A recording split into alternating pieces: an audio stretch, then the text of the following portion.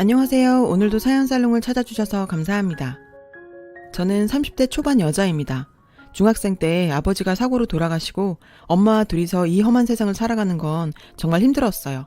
가장주부였던 엄마는 어떻게든 저를 키우시기 위해 열심히 사셨죠.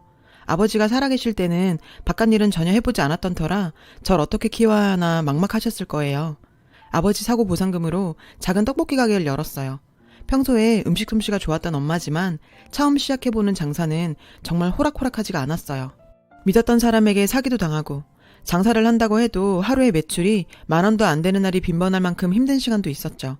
참, 이런 일 저런 일 많이 있었지만 엄마와 저는 매일같이 떡볶이를 만들고 시식하면서 최고의 떡볶이를 만들려고 노력했어요. 하늘이 저희의 노력을 알아주셨던 건가요? 그렇게 장사 시작한 지 5년 만에 주말에는 예약을 하지 않으면 구경도 못할 전국에서 찾아오는 지역 유명 떡볶이집이 되었습니다. 가게가 어느 정도 정착되고 나니 엄마는 파릇파릇한 아가씨가 이렇게 가게에만 있어서 되겠냐며 대학에 가길 권유하더라고요. 저도 한 번은 남들과 같은 삶을 살아보고 싶었던 터라 대학교에 가고 싶었습니다. 한편 걱정도 있었어요. 지역 맛집이 되면서 많은 돈을 벌게 되었지만 직원도 없이 혼자 일하신 엄마가 걱정되었죠. 그래서 고민이 더 많았고요. 근데 엄마는 그런 걱정은 하지도 말라며 저희 대학교 입학을 적극 권장하셨어요. 내가 살아가는 이유가 너 하나인데 나는 우리 딸이 정말 행복했으면 좋겠어. 저는 대학교에 입학하게 되었어요.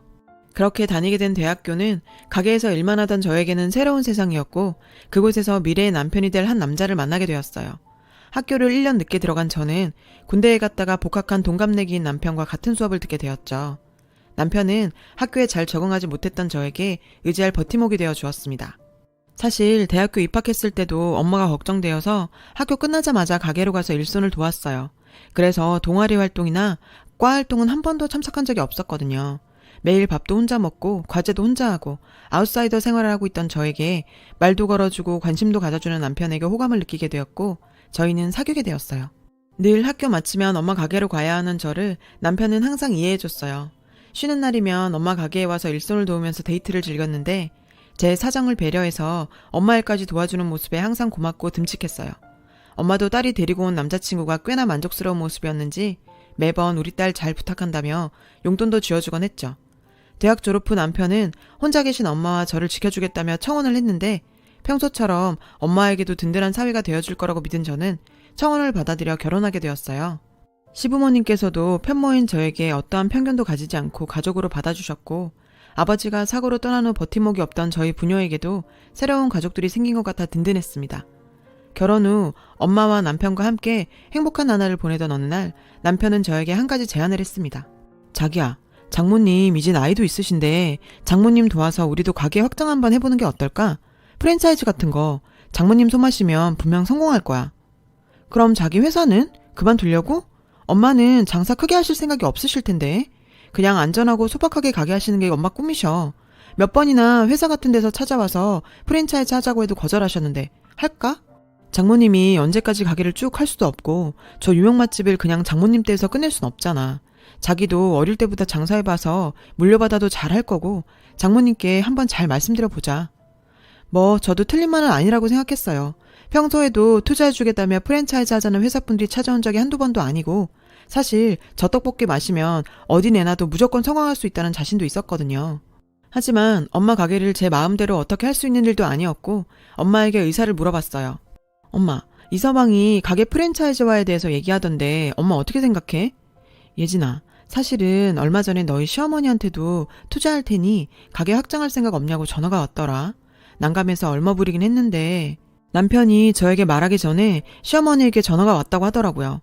굳이 사돈한테 직접 말할 일인가 싶어서 의아했는데 저도 엄마의 떡볶이 맛을 좀 더 많은 사람에게 알리는 것도 좋은 일이 아닐까 싶었어요. 엄마를 설득했죠. 6개월간의 설득 끝에 엄마는 3가지 조건을 거셨어요. 첫째, 절대로 재료 아끼지 말고 푸짐하게. 둘째, 고추장은 무조건 엄마가 만드는 고추장만 사용할 것.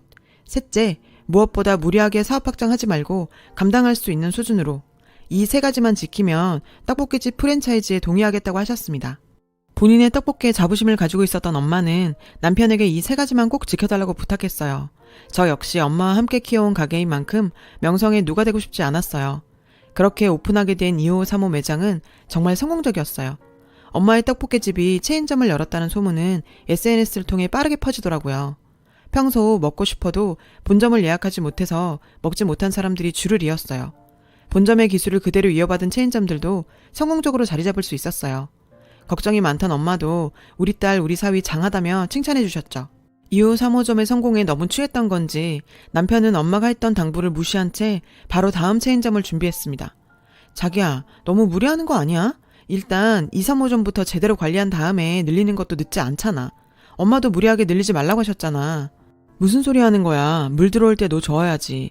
어머님이 사업을 제대로 안 해보셔서 그런 소리 하신 거야. 2호 3호점 이미 매출 잘 나오고 자리 잘 잡았잖아. 이럴 때 가열차게 체인점 늘려야지. 야망에 눈이 먼 남자는 어떤 것도 막을 수 없다고 했잖아요.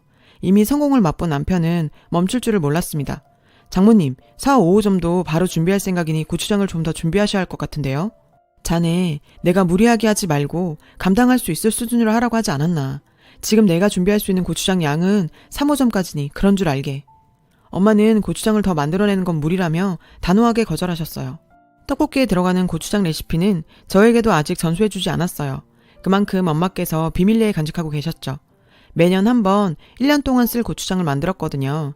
이번에 사업을 확장하면서 평소보다 3배를 더 만든다고 가게도 이틀이나 닫았을 만큼 정말 고생하셨어요. 엄마는 차근차근 매장 늘리면서 저와 남편에게 고추장 레시피도 전수하실 생각이었어요.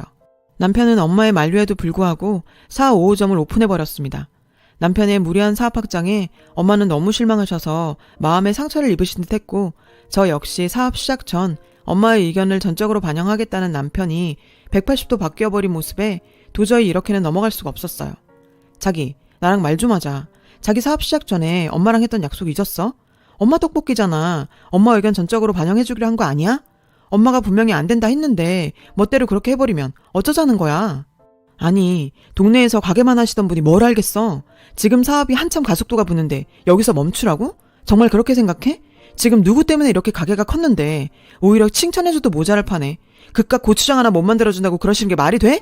아니, 본인이 못 만들겠으면 내가 계량화해서 대량 생산한다잖아. 그게 아까우신 거야 지금? 정말 이 남자, 내가 알던 그 남자가 맞나 싶을 정도로 아나무인인 태도를 보였는데요. 뭐? 그깟 고추장? 지금 그깟 고추장이라고 말했어? 엄마가 매년 고추장 만들고 몸살나는데 이번에는 3배 만든다고 며칠을 아팠는지 알아? 엄마는 그 부심으로 이제까지 오셨어. 우리한테도 차근히 전수하신다잖아. 그래도 사회 사업하는데 힘 보태야지 하면서 무리해서 만들어냈는데 당신이 우리 엄마 아프다고 할 때 한번 와보기라도 했어? 아니, 그 말은 아니지만 지금 한참 사업 확장해야 할 시기에 겨우 고추장 때문에 못한다는 게 말이 되냐고. 너도 상식적으로 생각해봐. 정말 뭐가 어떻게 된 일인가요? 사업 전과 완전히 달라져 버린 남편의 모습에 더는 대화를 이어갈 수가 없었어요. 그 후로도 사업 때문에 매일 다투게 되니 저도 지쳐갔습니다. 그리고 며칠 후 몹시 화가 나신 시어머니께 전화가 왔어요. 그래서 찾아뵈었는데, 야, 너희 엄마는 왜 고추장을 못 만들어준다니? 지금 사회가 사업 확장하는 게 배 아프신 거니?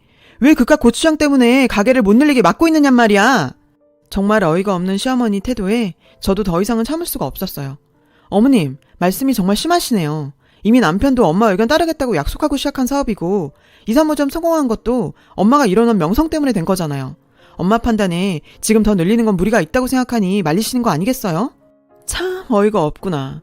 동네 구석에 있던 분식집 매장 5개나 되게 만들어놨더니 너희 엄마 덕분에 이렇게 됐다고? 우리 아들 아니었으면 아직도 그냥 동네에서 벗어나지도 못했을 건데 고맙다고는 못할 망정. 그리고 내가 돈을 얼마나 투자했는데 사업이라는 게 떡볶이만 맛있다고 되는 게 아니야. 오히려 자기들이 우리 엄마 가게를 키웠다며 큰소리치는 시어머니였죠.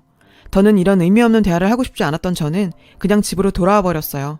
그렇게 몇 개월이 흘렀고 2개 매장에 써야 할 고추장을 4개의 매장에 쓰고 있으니 당연히 고추장이 모자랐죠. 그 무렵쯤 아버지 장례식 이후 저한테 처음으로 엄마는 눈물을 보이시면서 말씀하셨는데, 예진아, 네 시어미가 떡볶이 가게 본점 접고 고추장이나 대량으로 만들게 만드는 법이나 넘기란다. 앞으로 10개, 20개 매장 늘릴 거라고. 돈은 섭섭치 않게 챙겨준다네. 내가 이딴 취급받으려고 그 사업하라고 한 거냐? 시어머니는 엄마에게 전화해서 더는 사위 앞길 막지 말고 본점 접고 고추장이나 대량으로 지원하라며 으름장을 놨다고 했습니다. 참는데도 한계가 있지. 엄마한테 그런 소리를 하는 인간은 더는 시어머니 대접을 해줄 필요도 없었고 당장 시댁으로 달려갔더니 남편 놈도 거기에 있더군요. 돈 좀 벌었다는 거 온몸으로 자랑하듯 온 몸에 명품으로 휘감고 시아버지 차도 회사 명의로 떡하니 뽑아주고 아주 돈 쓰는 재미에 신나 보였죠. 어머님, 도대체 엄마한테 무슨 소리를 했길래 우리 엄마가 울고 있죠? 당신들이 인간이야? 고추장이나 만들라고? 그래, 너희가 그렇게 잘났으면 니들 알아서 장사해. 당신? 너희? 너 미쳤니? 어디서 이게? 너희 엄마는 또 그걸 너한테 쪼르륵 일러바치니? 매장이 10개 20개 늘어나면 당연히 너희 엄마는 장사 그만해야 하는 거 아니야? 됐고 우리도 너희 필요 없으니 마음대로 해. 더는 이 인간들이랑 엮이기도 싫고 남편 놈에게 이혼을 선언했어요. 그래, 알겠어. 고추장이고 뭐고 너희가 알아서 만들어 쓰고 우리 엄마 가게 이름 쓰지 마. 그리고 넌 이혼 서류 준비하고 있어. 그리고 너 당장 집에서 짐 빼. 아이고, 기다렸던 바다. 우리 아들 나중에 재산 늘어나면 나눠달라고 할까봐 걱정했는데 이혼해주겠다니 고맙구나. 코딱지만한 아파트 하나 가지고 유세 떨기는. 끝까지 막말하는 시어머니였어요. 남편은 꽤 당황한 모습이 역력했어요. 누구보다 엄마의 고추장이 떡볶이 맛의 핵심이라는 걸 아는 사람이라 제 이혼 통보에 꽤 난감한 눈치였어요. 아니, 당신 너무 감정적인 거 아니야? 엄마도 좀 그만하세요. 아니, 그게 아니라 그래도 고추장은 계속. 선호야, 그깟 고추장 내가 만들어주마. 더는 저런 집에 엮이지 말고 우리 아들 하고 싶은 대로 사업해보렴. 내가 뒤에서 팍팍 밀어줄게. 이렇게 저희 5년간의 결혼 생활은 끝나게 되었습니다. 엄마와 저는 예전처럼 다시 작은 가게를 운영했는데 체인점들로 인해 손님이 많이 줄기는 했지만 여전히 원조 맛을 찾아오시는 분들도 많았죠. 그 인간들은 가게 상호도 싹 바꾸고 엄청난 비용을 들여가며 홍보까지 하면서 사업 확장을 계속 해나갔는데 엄마의 떡볶이의 핵심인 고추장이 바뀌었는데 맛이 정상일 리가 없겠죠. 점점 떡볶이 맛이 변했다는 이야기가 나오면서 손님들이 발길도 끊기고 거기에 신경 쓰느라 본점들 서비스에 신경을 쓰지 못했던 그 프랜차이즈는 1호점을 제외한 모든 가게를 닫게 되었어요. 여느 날처럼 영업 준비를 하고 있었는데 여전히 명품을 주렁주렁 매달고 시어머니가 가게로 찾아왔더라고요. 사부인, 오랜만이네요.